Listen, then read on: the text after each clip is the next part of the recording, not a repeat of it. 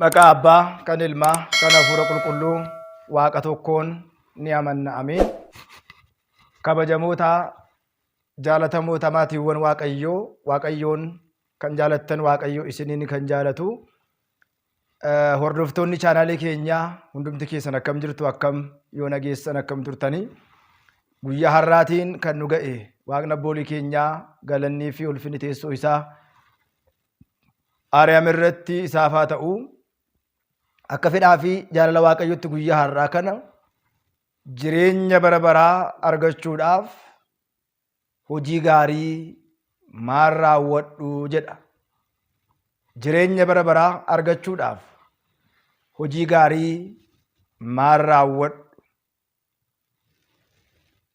Hordoftoonni chaanaalii keenyaa hundumti keessan miseensi haaraa chaanaalii keenya sabiskiraayibii gochuudhaan miseensa taatanii immoo nu hordofaa kan jirtan sheerii fi laayikii taasisuudhaan nu hordofaa jechaa guyyaa har'aa kana jireenya gaarii yookiin immoo jireenya bara baraa argachuudhaaf hojii maal hojjechuu qabna. Hojii gaarii kan jedhame maalidha? Yaada kana yookiin immoo gaaffii kana kan dhiyeesse eenyudha isa jedhu guyyaa har'aa kana waliitiin ilaalla. Hanga dhuma viidiyoo kanaatti yoo ilaaltan ergaa guddaa, barumsa guddaa irraatii argattu jedheetanii abdadha. Jireenya bara baraa jechuun maal jechuudha? Hojii gaarii jechuun maal jechuudha? Namni immoo jireenya bara baraa argachuudhaaf hojii gaarii kan jedhaman maal raawwachuu qaba isa jedhu waliitiin ni ilaalla. Ka'umsi barnoota keenyaa wangeela qulqullicha Maatiyoos boqonnaa 19 lakkoofsa 16 kaasee kan jiru ni ta'a jechaadha. Anaaf dubbatti afaanii isin immoo gurratti hin dhageessan, qalbii ittiin qalbeeffattan anaafis isiniifis yaalaatu. Jechisaa akkana jedha. Jechisaa guutuu erga dubbisneetiin booda kallattumaatiin barumsa kanarraati maal baranna? Hojii gaarii kan jedhame maalidha?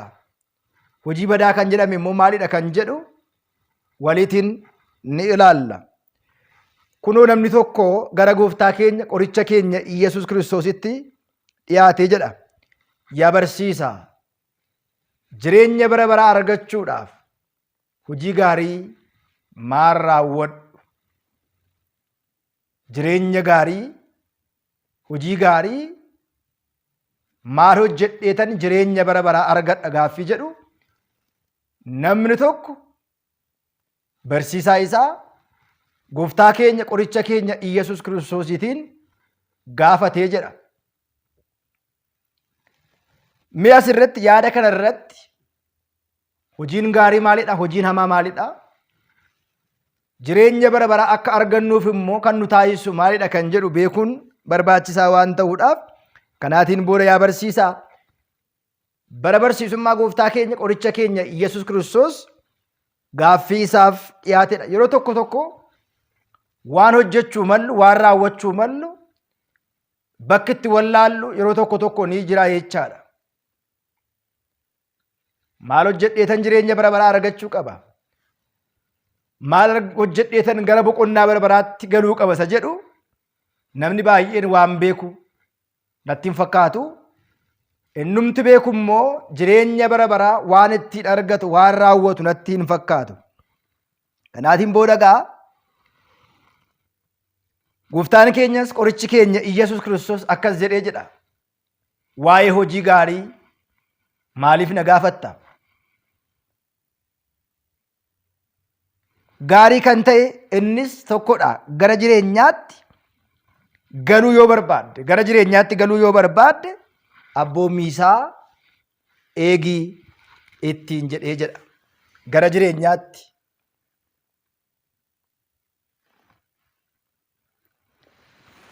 Gara boqonnaatti, gara jireenya bara baraatti galuu yoo barbaadde abboommii isaa eegii ittiin jedhee jedha. Galannii fi ulfinni teessoo isaa Waaqa keenyaatiif haa ta'u. Abboommi isaa eeguutiin jireenya bara baraa argachuu dandeenya. Abboommi isaa kabajuutiin jireenya bara baraa argachuu dandeenya. Inni guddaan ilma namaatiif daangaa isaa kenname, daangaa isaa kaahame, daangaa jireenyaa darbuu akka hin qabnee fi isas immoo eeguu akka qabu ajajni kun ajaja ilma namaatiif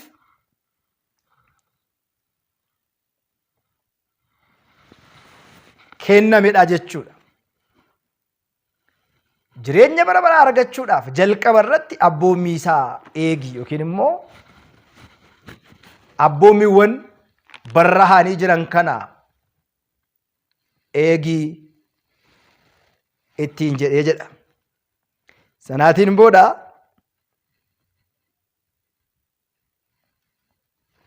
innis immoo isa kamidha?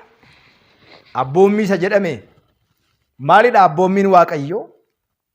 Isa kana akka seera mana amantaa keenyaatti abboommiiwwan kurnanii fi jechoota wangeelaa 6 jedhanii kan dubbataman yookiin immoo kan barsiifaman ni jiru. Isaanis eenyu fa'idha? Barnoota keenya kutaa 2ffaatiin kan laallu ta'a jechaadha. Amma garuu ergaa dubbii kanaa walumaatiin ni ilaala. Namni kunis abboommiiwwan Waaqayyoo warri jedhaman isaan kamidha isa jedhu ni gaafate. Innis jalqaba irratti hin ajjeesiin, hin sagaagaliin, hin hatiin, sobaan ragaa hin ba'iin, abbaa fi haadha kee kabaji, abbaa buddeenaa kee akka mataa keetti jaaladhu isaan jedhanii fi kanaaf kan kana fakkaatanii jedhee gaafa inni itti himu isaan kan ammaa daa'imummaa koorraa qabee ganaa gaafa inni xiqqoo jiru irraatii eegalee eegaatiin ture, kabajaatiin ture, dhaga'aatiin ture, barachaatiin ture yaada jedhu kaa'ee jedhe. Dubbii sagalee Waaqayyoo barachuun keenya, dhaggeeffachuun keenya baay'ee gaariidha, barbaachisaadhas. Dhaga'uu qofti immoo faayidaa qabaayi. Yoo hin qalbeeffanne, yoo ittiin hin jiraanne, yoo ittiin hin deddeebine, yoo hin raawwanne, hojii ittiin hiiknu yoo ta'e abboommii Waaqayyoo dhaga'uun keenya qofti fayyina ta'uu hin danda'u. Mana kiristaanaa deddeebi'uun keenya qofti jireenya ta'uu hin danda'u. Lukaan deddeebi'uu qofti faayidaa hin qabu. Gurraan dhaga'uu qofti faayidaa hin qabu. Bitaadhaan dhageenyee mirgaan baasuun keenya faayidaa hin qabu. Inni guddaan namoonni baay'een of tuulan nuti beektotadha, nuti ogummaa qabna, nuti faarfattootadha, nuti lallabdootadha, nuti lubootadha, nuti hooggantootadha jedhanii gaafa isaan dubbatan ni dhageenya. Beekuu fi hubachuun, dhaga'uu fi qalbeeffachuun, arguu fi seeraan ilaaluun garaagarummaa guddaa qaba. Bara kana keessa keessumaati kiristaanummaan keenya kiristaanummaa maqaa, kiristaanummaa uffata, kiristaanummaa namoonni waan laalan ilaallee ittiin deddeebinu ta'aa jira. Bara kana keenya kiristaanummaan keenya. Kiristaanummaan jireenya ittiin jiraachuu qabna. Kiristaanummaan boqonnaadha, dhageenyee ittiin boqochuu qabna. Kiristaanummaan hojiitti hiikuudha, hojiitti hiikuu qabna. Namoonni baay'een bara baay'ee mana amantaa deddeebi'aa akka turanitti, faarfachaa akka turanitti, lallabaa akka turanitti, tajaajilaa akka turanitti yommuu isaan dubbatan baay'oonii isaanii dhageenya argaas jirra. Bara akkasiin tajaajilaa ture, ani faarfataan ture, ani qeesiin ture, ani daaqoniin ture, ani koree keetti tajaajilaan ture warreen jedhan guyyaa dhufaatii Waaqayyoo isaan kun galma keenya yookiin immoo isaan kun sababa fayyina keenyaatiif isaan kana ta'uu hin malani. Dhaggeeffachuu fi qalbeeffachuun, beekuu fi raawwachuun garaagarummaa guddaa qaba jecha. Namoonni baay'een kan isaan dogongoran kan ammaa nan beekaa, ani immaa barsiisaadha, ani immaa lallabaadha, ani immaa faarfataadha, ani immaa hoogganaadha warreen jedhan baay'oolii isaanii jiru. Maal beekne laata? Hubanneerraa laata? Ittiin jiraanneerraa laata? Gaabbii ittiin galleerraa laata? Qalbeeffanneerraa laata? Kan jireenyaa godhanneerraa laata? Isa jedhu beekuun barbaachisaadha. Sanaan booda isaan kan amma nan beekaa. Namnis akkanatti himuu hin barbaadu. Namnis akkana gorsu hin fedhu jedhee gaafa inni kaa'u, egaa waa tokkotu si hafa. Isaan kana erga beekte, isaan kana erga dhageesseeti, isaan kana erga baratteeti, waa tokkotu si hafa. Waan qabdu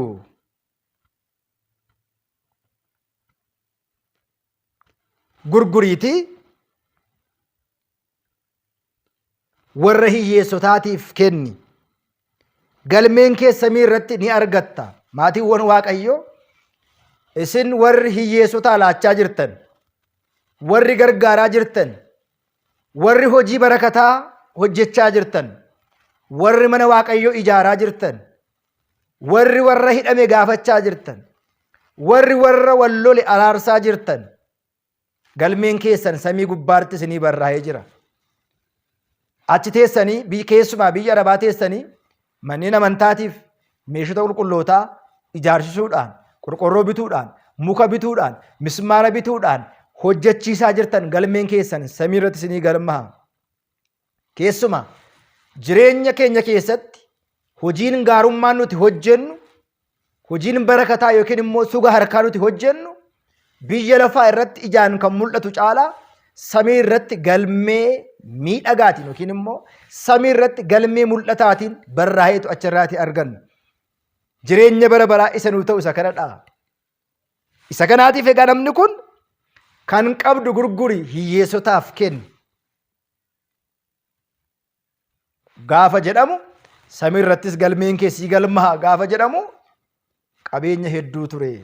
Qulqullichi Salamoon qabeenyi hidda cubbuuti, hundee cubbuuti jedhe, yookiin immoo qarshiin hundee cubbuuti. Namoonni qarshii argachuuf, qabeenya argachuuf jecha kaan isaanii mana xonqaayii deemanii, kaan isaanii mana tolcha deemanii hojjechiisanii, kaan isaanii lubbuu namaa baasanii, kaan isaanii kallattii garaa garaatiin qabeenya argachuuf jecha hojiiwwan garaa garaa gaafa isaan hojjetan ni agarra jechaadha. Sanaatiin booda erga kana raawwatteen booda immoo na duukaa bu'i. Waa lamaatiif bitamuu hin dandeessan jedheera gooftaan keenya. Ilmi namaa qabeenyaafis Waaqayyoodhaafis, ilmi namaa yaada fooniitiifis yaada hafuuraafis bitamuu hin danda'u. Lachan isaanii jaalannee jireenya keenya keessatti jireenya bara baraa argachuu hin dandeenyu. Bartoonni gooftaa keenya, qoricha keenya Iyyasuus Kiristoos yeroo tokko gaaffii gaafatan. Kaan isaanii lafa qurxummii kiyyeessanirra, kaan isaanii lafa mana yaalaa yookiin immoo bakkeewwan qorsa kennan, qoricha kennanirraati. Kaan isaanii bakkeewwan daldalarraa, kaan isaanii bakkeewwan qaraxaa irraati. Kallattii garaa garaatiin gaafa waamaman uffata koo, maatii koo, jireenya koo osoo hin jedhiin harka duwwaa ba'aniitu Waaqayyoon isaaniin eebbise. Otoo homaan hin qabne isa duukaa ba'anii hunda kan qabu Waaqayyootiin qabatan. Namoonni garuu hunda kan qabu Waaqayyootiin dagataniiti biyya lafaa homaa hin qabne duukaa bu'anii harka duwwaa hafan. Qabeenya bara baraa argachuudhaaf isa biyya lafaa gannee kan Waaqayyoo qabachuun barbaachisaadha. Kan biyya lafaa dhiisnee isa samiitiin jiraachuun barbaachisaadha. Kanaatiin booda namni kunis jecha kana gaafa dhaga'u qabeenya baay'ee waan qabuudhaaf qabeenya isaa kana sassate, qabeenya isaa kanaatiif gaddee jedha. Yeroo kana gooftaan keenya, qorichi keenya Iyyasuus Kiristoos dhugaan isiniin jedha. Abbaan qabeenyaa tokkoof mootummaa Waaqayyoo dhaaluun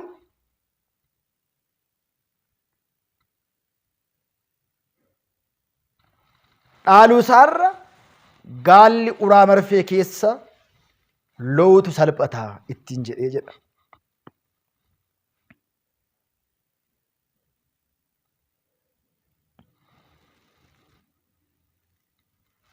Kanaan booda yaadni kun ulfaataadha. Abbaan qabeenyaa tokko mootummaa koo dhaaluurra gaalli uraa marfee keessa lootu isheedhaa salphataa ittiin jedheeni jedha. Duuka bu'ootatti gaaffii guddaa ta'e. Guddina gaalaa fi uraa marfee waliitiin madaalsanii gaafa laalan eessaa fi eessadha? Waluu hin argu. Sanaan booda kuni akkamitti ta'uu danda'a jedhanii gaaffii gaafatanii. Ilma namaatiif kan hin danda'amne Waaqayyo biratti ni danda'ama. በሰው ዘንድ የማይቻል በእግዚአብሔር ዘንድ ሁሉ ይቻለዋል። ሁንደ ቀባይስ ሁንደ ደንደአ ሁንደ ቤካ ሁንደ ራወታ ዋን ta'eedhaaf asirratti waa baranna. Qabeenyi biyya lafaa qabeenyi keenya har'a kan keenya fakkaatu kun qabeenyi fixeensadha. Jireenyi biyya lafaas immoo kontiraatadha yookiin immoo kiraadha. Bakka kiraa kanarraati guyyaan itti gadhiisnee deemnu jira. Ganama gaafa kaanu fixeensa, waaree booda fixeensi ni harca'a. Ganama gaafa kaanu habaaboodha, waaree booda garuu abaaboon kun ni harca'a. Ilmi namaas abaaboon fakkeeffameera. Ilmi namaa margaan fakkeeffameera. Ilmi namaa fixeensaan fakkeeffameera. Qabeenyi fixeensa ganama yoo arganne galgala dhabna. Galgala yoo arganne ganama dhabna. Ganama yoo arganne guyyaa dhabna. Qabeenyi qabeenya caalu inni guddaan Waaqayyootiin qabaachuudha. Qabeenyi hunda dursu Waaqayyootiin amanuudha. Sanaan booda kanaafidha jalqaba wangeela Maatewos boqonnaa 6 irratti jalqaba karaa gaarummaa fi fayyinummaa isaa barbaada kaan hunduu isinii ida'ama jedhee kan dubbatameef. Warri Waaqayyoo qaban qabeenya qabu. Warri Waaqayyoon qaban fayyaa qabu. Warri Waaqayyoon qaban nageenya qabu. Warri Waaqayyoon qaban tasgabbii qabu. Isa kanaatiif egaa jireenya bara baraa argachuudhaaf hojii gaarii maal raawwadhu jedhee yaada dhiyeesse. Maatiiwwan Waaqayyoo namni kun deebii bal'aa itti argateera. Nutoo maal raawwachuu qabna? Jireenya bara baraa argachuudhaaf abboommii Waaqayyoo eeguudha. Amantaa otoo hin ta'in amanuudha. Namni kamiyyuu amantaa qabaachuu danda'a, amanuu garuu hin danda'u. Isa kana beekne, isa kana hubanne yoo deddeebine wanta hundumaa raawwachuu fi taasisuu dandeenya. Jireenya bara baraa argachuudhaaf abboommii isaa eeguudha. Jechoota wangeelaa 6 eeguudha. Hojii gaarummaa hojjechuudha. Qabeenya caalu hojii galmee samii irratti amantaa fi hojii gaarii, amantaa fi hojii badaa otoo hin ta'in, amantaa fi hojii gaarii hin taane otoo hin ta'in, amantaa fi hojii gaarummaa qabu qabaachuun barbaachisaadha.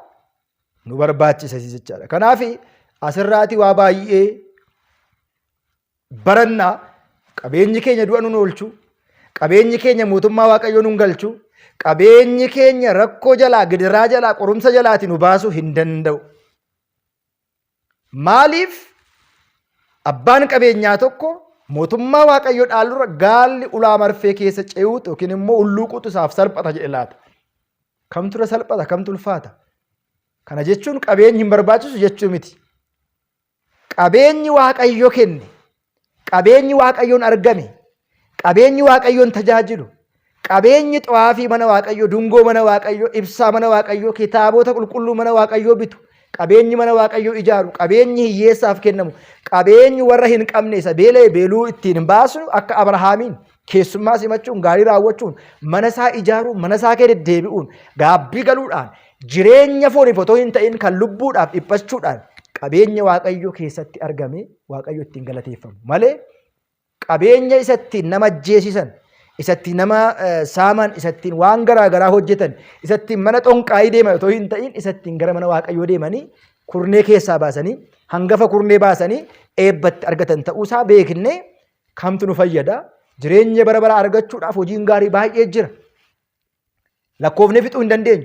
Hojiin gaarii tokkodha. Isa jalatti immoo tartiiba hedduutiin barraa'anii galmaa'anii ni jiru waan ta'eedhaaf jechi kun sagalee Waaqayyoo dubbii isaa waan ta'eedhaaf dubbii isaa dhaggeeffanne, dubbii isaa qalbeeffanne, dubbii isaa baranne jireenya bara baraa itti argachuudhaaf deddeebi'uun barbaachisaadha.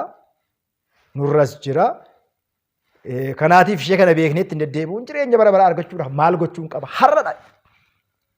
Bu'uura isaa kaawwachuun jireenya lubbuu keenyaan bara bara jiraannuun foon keenyaan irra hojjenneetu galaa bara baraa keewwanneetu galaa jireenyaa hojjetanneetu jireenya bara baraa itti arganna. Boqonnaa bara baraa itti arganna. Jireenya gammachuu itti hojjenna. Kanaafidha qulqullichi Daawit ilmi namaa yoo baay'ate umuriin isaa 70, yoo gara malee dabale immoo 80. Isa sanaan booda dadhabbiidha. Ilmi namaa xaaraan jiraachuusa 80 ture, amma garuu gadi bu'eera bara wajjiniin. Umurii waggaa 30-40tiif jennee jireenya isa lubbuu dhabuu hin qabnu. Foon keenya jennee lubbuu dagachuu hin qabnu. Gaarummaa nu fayyadu jennee waan namaa hojjennee dhiphachuu hin qabnu.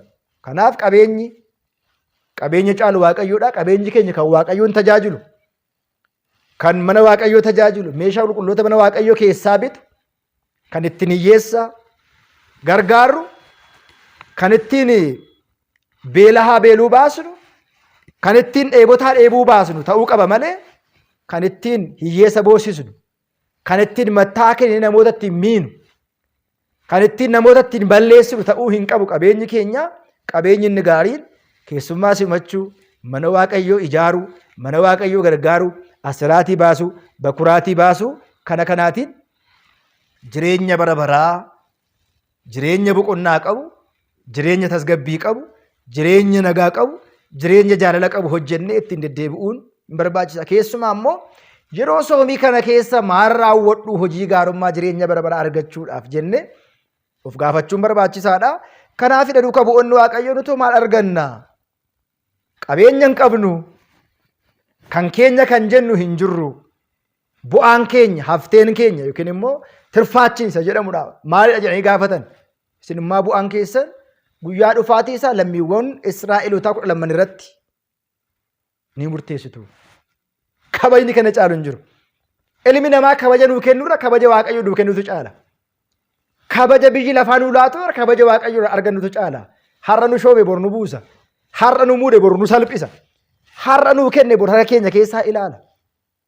Har'a waa yoo afaan nu kaa'e bor immoo afaan keessaa nu fudhata. Har'a waa yoo nu godhe bor immoo ittiin nu komata. Kanaaf Waaqa keenya qabannee gaarii hojjennee jireenya bara baraa jireenya keenya keessatti immoo of gaafachuu qabna. Maaltu nu hir'ata? Hanqinni koo maalidha? Namichi kunis hanqina isaa gaafate የሚጎለኝ ነገር ምንድን ነው jedhe. Hin soomna, hin saganna, kurnee hin baasna taanaan, hin soomna taanaan, hin kadhanna taanaan hanqinni koo maalidha? Akka lubaatti. Kiristaanonni hanqinni isaanii maalidha? Namni kamillee of gaafachuu qaba. Namni kam guutuus miti. Guutuun Waaqayyo qofaadha. Namni kamillee qulqulluu miti. Qulqulluu Waaqayyo qofaadha. Nuti qulqulloofnes hin fuudhu dhaabannas hin caalle jennee otoo hin ta'in hojii hammeenyummaa keenya keessatti qulqullummaa Waaqayyoo dubbannee amma danda'ametti gara qulqullummaa Waaqayyootti dhufuudhaaf haala mijeeffachuudha waan ta'eedhaaf wanti na hir'atu maalidha jedhee gaafate ilaalaa. Maaltu nu hir'ata maatiiwwan Waaqayyoo? Hir'ina keenya beeknaa laata? Meeqan keenyatu immoo hir'ina keenya guuttachuudhaaf deddeebi'aa jira? Meeqan keenyatu immoo hir'ina keenya beekee hir'ina keenya guuttachaa jira? Nan sooma nan sagada ta'ee rakkoon qabu maalidha? Akka nama tokkootti, akka kiristaana tokkootti ulaagaan kiristaanummaan maalidha? jireenya bara baraa kan nu dhowwu maalidha? Jireenya koo keessatti wanti yeroo hundumaa ni balleessu maalidha jennee hanqina ofii yoo beekne namnis nutti himuu hin barbaachisu, namnis nu gorsuu hin barbaachisu, nutu deebineetu qaama biraa gorsinaa jechaadha. Hir'inni koo maalidha? Gaarummaan koo maalidha? Hammeenyummaan koo maalidha? Kiristaanummaan koo maal fakkaata? Deddeebini koo maal fakkaata? Bara meeqaafan deddeebi'e? Sagalee isaa dhaggeeffadhurraa waldoota garaagaraa keessatti chaanaaliiwwan garaagaraa keessatti jireenya kootii maalan buufadha jenne of gamaggamuu yookiin immoo of sakatta'uun dirqama waan ta'eedhaaf kanaan deddeebi'uun dirqama hunda keenyaati. Jireenya bara baraa argachuudhaaf hojii gaarummaa maalii raawwadhu? Maal raawwannu? Asirraa akkuma dhageenye kanadha. Wangeela Maatewos boqonnaa 19:16 kaasnee hanga dhumaatti yoo dubbisne bal'inaan arganna. Har'aaf barumsi keenya kana fakkaata. Kan nu gorse, kan nutti dubbate waaqa abboolii keenyaaf galanni ulfinni teessoo isaa areema irratti isaaf haa ta'u. Nu haa turu. Nagaan ilma dubroo maaram eegumsa ergamootaa dhiifamni gooftaa keenya isin faana haa ta'u. Waaqayyo isin faana haa ta'u. Waan nu dhaggeeffattaniif galatooma. Wangeel tuubii sabiskaayibii sheer gochuun nu hordofaa. Yaadaaf gaaffii qabdan nu gaafachuu dandeessu. Wangeel tuubiin chaanaalii keessanidha. Wangeel tuubiin mana keessanidha. Seentanii yaada qabdan, gaaffii qabdan gaafachuu dandeessu. Waaqayyoof galanni haa ta'u. Waaqayyo isin faana haa ta'u. Guddaa galatooma. Nagaatiin tura.